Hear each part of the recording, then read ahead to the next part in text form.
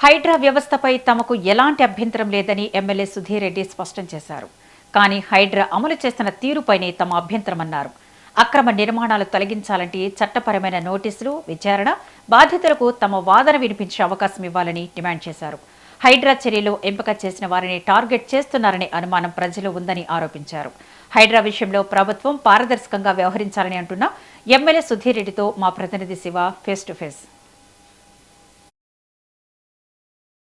నమస్తే, welcome to metro TV. So ప్రస్తుతం అయితే మనతో పాటు ఎమ్మెల్యే సుధీర్ రెడ్డి గారు అయితే ఉన్నారు. సో వారిని అడిగి హైడ్రా గురించి అయితే మరిన్ని విషయాలు అయితే కనుక్కునే ప్రయత్నం చేద్దాం. సార్ నమస్తే. సార్ నమస్తే. హైడ్రా పైన ఆ కోర్టు తీసుకున్న నిర్ణయంపై మీరేం భావిస్తున్నారు? మీ స్పందన ఏంటి? కోర్టు స్పష్టంగా చెప్పడం జరిగింది, రంగనాథ్ను తప్పించండి, ఇంకో అధికారిని పెట్టమని చెప్పి స్పష్టంగా చెప్పిండ్రు. కానీ అధికారి అయిన రంగనాథ్ గారు హై హ్యాండెడ్నెస్ తోటి అంత ల్యాండ్ గ్రాబర్లే నా మీద కోర్టులో కేసు వేసిండ్రు. కోర్టును తప్పుదోవ పట్టిస్తుందని చెప్పేసి కోర్టు తీర్పుని కూడా ధిక్కరించినట్టు మాట్లాడండి. కాబట్టి ఇది కోర్టు ధిక్కారం కిందికి వస్తుంది. కాబట్టి సుమోటోగా హైకోర్టు దీని మీద తీసుకోవాలని చెప్పి కోర్టుకు విజ్ఞప్తి చేసుకుంటూ, మరి ఈ రోజు దాకా కూడా ముఖ్యమంత్రి గారికి ఎటువంటి రియలైజేషన్ లేకుండా 63 సార్లు కోర్టు ధిక్కారణ కింద పాల్పడిందంటే 400 సార్లు పాత సిఎస్ సోమేష్ కుమార్ గారు పాల్పడితే ఏం చేయలేదు అని చెప్పేసి ఒట్టిగా నోటికి వచ్చినట్టు మాట్లాడాం. ఏది దానికి ఒక సాక్ష్యం లేదు, ఒక అర్థం లేదు, పర్థం లేదు. 400 సార్లు కోర్టు ధిక్కారణ కింద చేస్తే అప్పుడు ప్రతిపక్ష నాయకులు నువ్వే ఉన్నావు కదా, మరి నువ్వేం చేసినావు? పిసిసి అధ్యక్షుడిగా నువ్వే ఉంటాయిగా. మరి 400 సార్లు కోర్టు ధిక్కారణ పాల్పడితే ఈ విధంగా పాల్పడ్డాడు, ఇతని మీద చర్య తీసుకుని చెప్పి ప్రభుత్వానికి విజ్ఞప్తి చేసినావా? చేయలేదు. ఇవాళ ఏదో మాట్లాడుతున్నాం. సీఎం గారు మొన్న హైడ్రా అనేది మనం తీసుకున్న ఒక బెస్ట్ యాక్షన్ గా చెప్పవచ్చు. ఎందుకంటే ఎంతో ప్రజాధనాన్ని అయితే ఇది కాపాడుతుంది, చెరువులను కుంటలని అయితే వారు చెప్పారు కదా సార్. దానిపైన మీ స్పందన ఏంటి సార్? నేను చెప్తున్నా కదా, హైడ్రా ఉద్దేశం మంచిది ఉండొచ్చు, హైడ్రాని మేము వ్యతిరేకిస్తున్నాం. హైడ్రా వ్యవహరిస్తున్న తీరును వ్యతిరేకిస్తున్నాం. హైడ్రా ఎందుకంటే కొంతమందికి నచ్చిన వాళ్ళకు ఓ తీరుగా, నచ్చని వాళ్ళకు ఇంకో తీరుగా చేస్తుంది.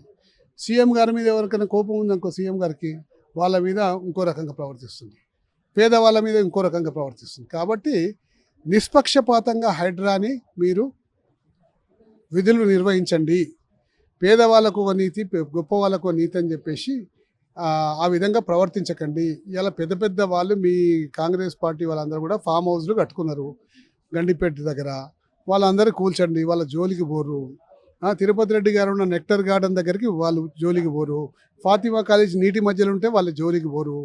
ఇట్లా అనేక రకాలుగా అనేక మందిని, వాళ్ళకి కావాల్సిన మందిని వదిలిపెట్టేసి చిన్న చిన్న వాటి మీద పడి చేస్తున్నా కూడా దాన్ని వ్యతిరేకిస్తున్నాం.